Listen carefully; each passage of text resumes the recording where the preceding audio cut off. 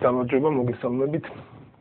დღეს მე ვარ ვახო კომახიძე, დღეს მე წავიყვან დისკუსიას საკნიდან, ჩვენი სტუმრები არიან ბატონი რამაზ საყვარელიძე, ყველასთვის ცნობილი და ასევე ყველასთვის ცნობილი დაშა დუგუში.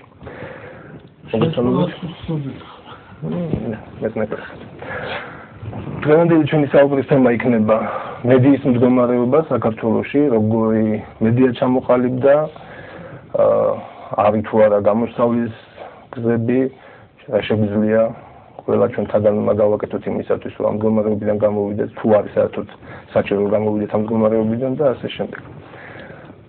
იქნებ ბატონი რამაზი, ალბათ ყველა თავის დროზე დროულად ჩავერთეთ ამ მედიის თავისუფალი მედიის ცხოვრებაში, მაგრამ 90-იან წლებში და 1990-დან, მაგრამ ბატონი რამაზი მაშინ უკვე ესეთ საკანონმდებლო პარლამენტიდან უფრო არსებობდა მაშინ პრესის ქვეკომიტეტი, მასმედიის ქვეკომიტეტი და ამ ქვეკომიტეტის თავმჯდომარე იყო ბატონი რამაზი და იქიდან მოყოლებული საკანონმდებლო თვალსაზრისით მედიის მდგომარეობის ასე ვთქვათ ექსპერტი არის და მედიის მდგომარეობის ექსპერტი საჭირო იყოს, იმიტომ რომ პრაქტიკულად ისე წავიდა მე პროცესები რა. სოციალს მაშინ კანონს რო ვაკეთებდით, ფლაშოც და ოღონდ მაშინ მართლა დისკუსიები ქონდა, ბოლი გადიოდა იქავრობას ისეთი.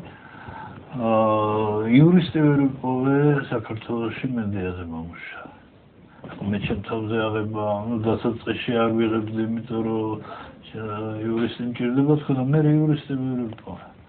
მე მგონი ახლა დაახლოებით იგივე მდგომარეობაა, იმიტომ რომ მედიის კანონმდებლობა საკმაოდ სპეციფიური არის, ალბათ ისევე როგორც ბევრი სხვა. ალბათ დიდი მადლობა. და ეს საკანონმდებლო პროცესი არ განვითარდა. ძირითადად რატო კანონმდებლობას ანვითარებს სასამართლო. მაშინ ერთი კანონი იყო, რომელიც მსგავსი იყო, საბჭოთა კავშირის ყველა რესპუბლიკას ჰქონდა, რესპუბლიკა სახელმწიფოება ჩამოყალიბდა, მაგრამ რაღაც მსგავსი კანონმდებლობა ჩამოყალიბდა ყველგან. რო ვიძახით, რომ ცენზურა მოიხსნა, მაშინ საბჭოთა კავშირში ყველა გარბაჩოვის აკრუტ. ორი მნიშვნელოვანი ფაქტორი იყო ცენზურის გაუქმება და კერძო საკუთრების დაშვება. მედიის დაშვება, იმიტომ რომ მაშინ საბჭოთა დროს ყველა გაზეთი და ტელევიზია და რადიო იყო სახელმწიფო საკუთრება. ამ კერძო საკუთრების გაჩენაზე გაჩნდა პირველი გაზეთები დრონი იყო ხო? და გაზეთებთან მე მგონი არც ყოფილა პრობლემა, გაზეთების თავისუფლების ხარისხი იყო მაღალი, იმის მიუხედავად ეკონომიკურად გაზეთებს პრობლემები ჰქონდა, თავისუფლების პრობლემა ყოველთვის იყო მაინც ელექტრონულ მედიაში, ტელევიზიაში კონკრეტულად. იქ ყველა ქვეყანაში მას. ხაი, რატო რამ განაპირობა, რა ფაქტორებმა განაპირობა, არ ქონდა ამერიკაში ტელევიზია. მე აი ამ სწორედ ამ პერიოდში იმისთვის რომ კანონმდებლობას გამოცხო რეალურ ცხოვრებას მედიისას გავცნობდი კერი იყო ერთი ომიკერი სულ ახსოვს საელჩოში მან გამიკეთა პროგრამა და წავედი ამერიკაში.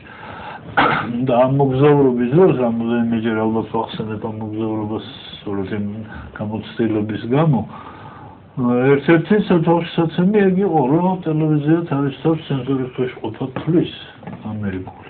ოღონდ ჩვენ კანონით კი არ გვაკონტროლებენო. კანონია ძალიან ბევრ თავისუფლებას გვაძლევს. მე ლიცენზია არის, ლიცენზიის ნორმები არისო ცენზურის შემცველი.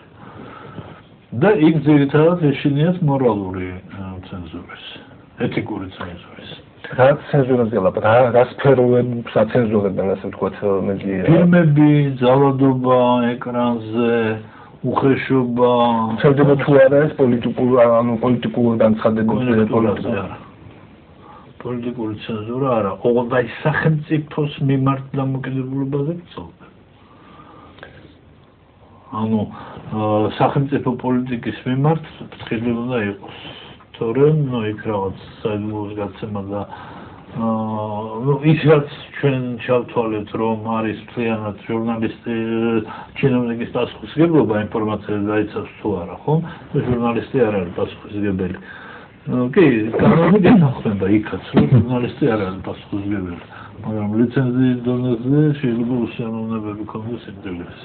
და მექანიზმები აქვს კონკრეტულად, რომ შეიძლება ლიცენზია არის საკმაოდ სქელი ნორმებით გაწერილი. ესე იგი, მაშინ რა გამოდის, რომ ჟურნალისტი უნდა იყოს ამ სამართლებრივ სივრცეში მოქცეული, მას ეს ვალდებულებები უნდა ქონდეს უკვე და რითი რეგულირდება რანაირად არეგულირდება ჟურნალისტი, მე ვიცი რომ ჟურნალისტი ასეთი ვალდებულება სასამართლო პრეცედენტებია ამის თუ სასამართლოები მილიონები მიდის სასამართლოებზე ჟურნალისტი საინფორმაციო სახელმწიფოება თუ რომელიმე მხარე ეძავება სახელმწიფო როგორც სუბიექტი იშვიათად ეძავება მაგდავებში არ შედის მაგრამ თუ ჟურნალისტიკასთან სადავო ვინმეს აქვს იქ ჟურნალისტი შეიძლება რედაქცია შეიძლება აღმოჩნდეს ძალიან დიდი მე მეგობრებოდ მე დაასწავლეთ იქით ჯერ საქართველოს თემას დაუბრუნდით და მე აი ამათ უფრო